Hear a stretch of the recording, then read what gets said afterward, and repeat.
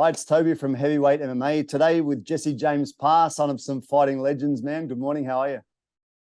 I'm good. How are you? Good, man. Good. You know, it's been a long time since I've seen you sort of start up in your martial arts career, hanging out in the gym like a little gym rat, bouncing around with an exercise ball, etc. Yeah. How long have you actually been in the gym, bro? I've been in the gym about my whole life, so about like 14 years. It's crazy, right? Like for anyone that doesn't know, Jesse James Parr is the son of the great fighting legend, Wayne Parr, and also his mother, Angela Rivera-Parr, who's also a well-known fighter in the international scene. And then you've also got a couple of siblings, obviously your sister, Jazzy, right? Jasmine. Yeah, Jasmine Parr. She's a well-known Thai boxer now. And you're sort of taking a different path, right? You're sort of moving more into the grappling realm, although I've seen your little sister Jemma also grappling, right? Yeah. So tell me, bro, what is it like growing up with a couple of fighting legends in the house, man? It's awesome because the only thing you're focusing on is fighting, and I just love the fighting sport, and just can't get enough of it. So it's just like the perfect opportunity. Yeah, man. The thing is, they say, like, you know, with the kids, I've got 4 sons, so I see it myself. Kids take up certain traits from their parents without even knowing it. It just comes into their blood, and they learn habits and movements and different things just come into the life. And you're looking at them and thinking, I didn't teach them that. They've just got it. Do you feel like you've got some sort of natural ability for competition, combat sports, this sort of thing? Yeah, I reckon I got natural ability, 100%. Because I've got both my parents just supporting me always with the sport, and I've always got attention, and I'm always working on my sport, and just I'm never can't get enough of it. That's it, man. I remember a long time ago, there was 1 or 2 things I saw. One was either you were jumping around on an exercise ball or you were jumping on the trampoline and doing crazy stuff. And you're only this tiny little kid. And I sent a message to either your mum or your dad. I can't remember. I said, you should get this guy into MMA or grappling because he's just like, you know, you're an athletic sort of kid. You're doing things that normal kids don't do. And it seems to ring true. I'm kind of happy about that prediction because you're doing really well in the grappling world now, right? Yeah, I love it so much. I just got back from America and then competed in the World Championships of Jiu-Jitsu, and I got second place. So yeah, second for under 14. So which is a pretty big achievement for my age. That's awesome, man. That's amazing. So tell me, how do they make the brackets in that? Is it according to weight, age, belt? How do they make the bracket? Yeah, they make the brackets same belt and then same age and weight. So I was in the 60 kilos and the 60 kilos and 14-year-olds. So I'm only versing people like my weight and like my age. So it's fair fighting. No one's bigger. That's awesome, man. That's amazing. And how many people are in your division? There was about 14, and it gets split down into groups. So there was 14 people, and I fought 4 of them. So yeah. And how did each match go? You get any subs? I got 1 sub, and then I won 2 of them by points, and I lost the final and got silver. Man, that's amazing. That's a good, decent sized bracket too. Sometimes when they're broken down so much, you might only get small brackets, but that's good. Did you compete against people from which sort of regions? I versed someone from Brazil, so I versed a Brazilian in their own sport, and I beat him, and that gave my confidence. I got a big confidence boost from that, and I versed, I think, 2 people from Texas, and then one from Florida. So all around from America, which is really cool. And yeah, man. Once I competed against a Brazilian in a blue belt competition final one time, and I was like thinking, man, this guy's Brazilian. It's his sport, you know. And I beat him on points, but it wasn't a decisive victory. But I beat him on points. It proved they're not really like your dad and some of the other Thai boxers around Australia think of the Thais as the boogeyman, right? Like they fight the Thai. It takes a while to get over it in their head. It's the same for a Brazilian jiu-jitsu player to fight or compete against a Brazilian, right? Yeah, I was definitely more nervous to verse the Brazilian than the other kids, 100%. I was like, oh, I'm versing a Brazilian in his own sport. I'm like, oh, here we go, see how this goes. That's it, man. So can you tell me about your story? Like from when did you sort of start up any of the combat sports and how did it flow and become what it is today, man? Yeah, so I first started Muay Thai. So my first fight of Muay Thai, I was 8 years old. and I had about 7 fights, 4 wins, 3 losses. And I think when I was 12 years old, my 7th fight, my last fight, my rib got broken, and that just kind of ruined Muay Thai for me because I was such a young age, and I was just like, oh, I don't want to do Muay Thai again. And then I got stuck on video games for a little bit, so I wasn't just doing anything. I'd just go to school, come home, play video games, and just being lazy. Yep. And then my mom was doing a sport called Brazilian Jiu-Jitsu, and I was not really interested at the time. And then my mom took me to the classes, and the first 2 weeks I hated it. I hated jiu-jitsu. But my mom kept taking me, and I was just like, I don't want to go to these classes. I'm not gonna learn anything. And about the 4th week, I started coming to jiu-jitsu.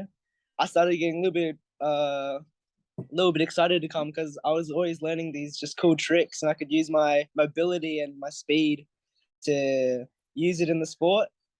And then I've been training jiu-jitsu about three years now. Yeah, man. No, you're super agile, man. Like from when you were young, I can see how agile you are just through the social media. So, you know, jiu-jitsu and this sort of thing and MMA and wrestling should come pretty naturally to you, you know? Yeah. Yeah. And when did your mum first started doing it? Is that correct? Your mum was the first one? Yeah, because I know she was good friends with all these Brazilians, and they owned a gym. And so my mom did a week trial and was like, "Oh, this is kind of fun. I should bring my kids." So yeah, me and my little sister Jemma, we did jiu-jitsu, and we didn't like it at first, but we're loving it right now. Yeah, man. And not everyone would know that your dad and your mum both had MMA fights, right?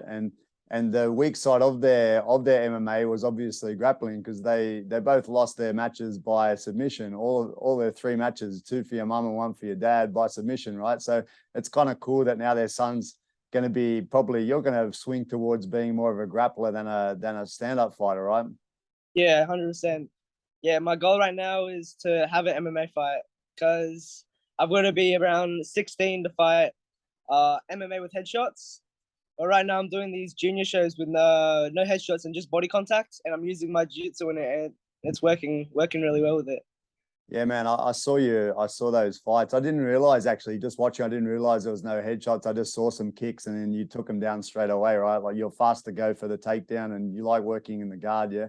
Yeah, I feel more confident when I'm on the ground, because I know how good I am when I'm using my jiu-jitsu. Yeah. How do you think, man, like, your game is pretty guard heavy, right? Like, you like playing guard. How do you think that translates once you're allowed to do headshots and ground and pound and stuff like that?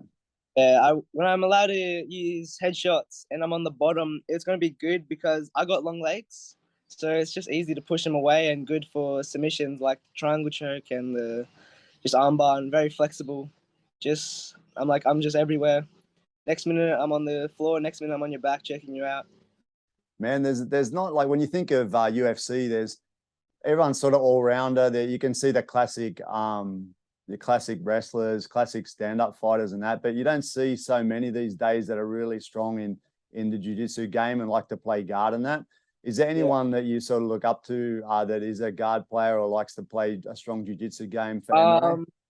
Yeah, definitely the Brazilians like Gilbert Burns and Charles Oliveira. I'm looking up to them. They're just such amazing jiu-jitsu characters, and they've all competed in the big competitions, and just like I'm always looking up to them. I want to be like Gilbert Burns or like Charles Oliveira one day.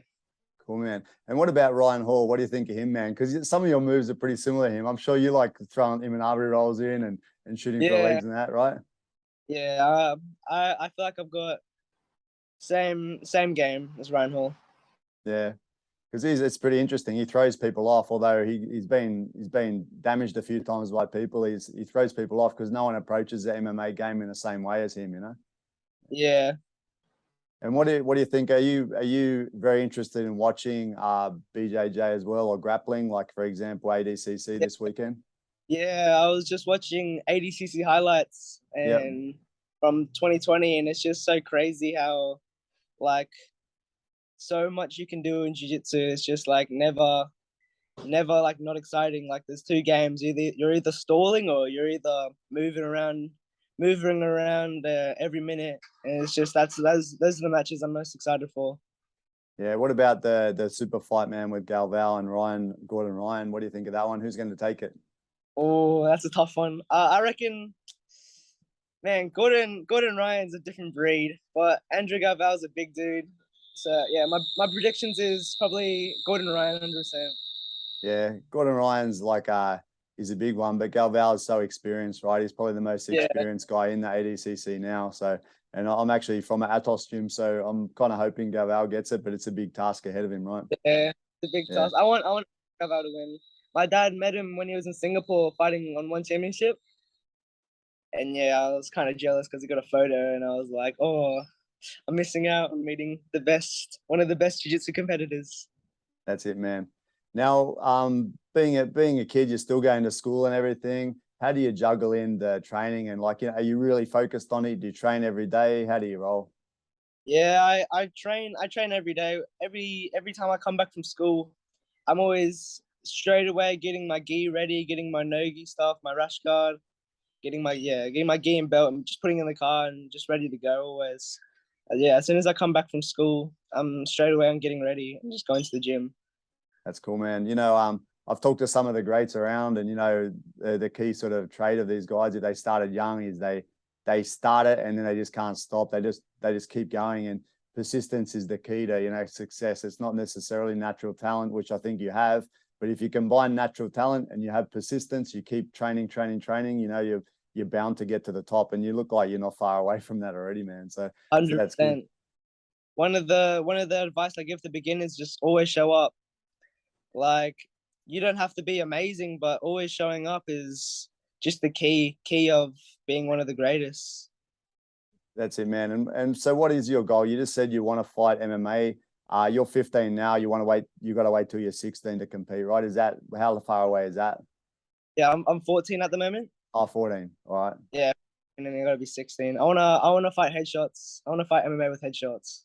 That's one of my goals. It's kind of cool though that you can go through that stage of learning without the headshots, right? Just for the damage and that, and then and develop your game around that strong jiu-jitsu base, and then work into heads. It's not like you're not doing headshots, because I saw you bashing your sister the other day in some footage online. You guys flogging each other, yeah. So you're still getting headshots anyway in training, right? So it's going to be an easy transition for you.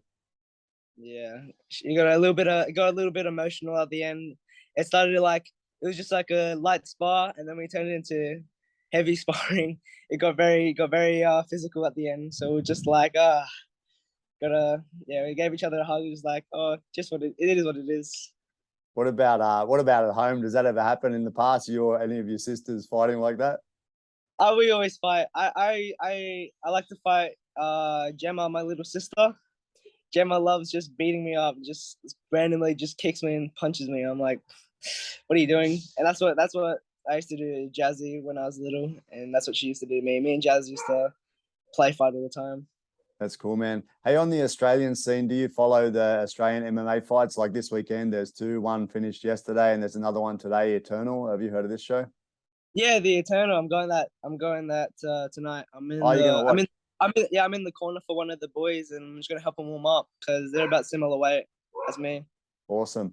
Yeah.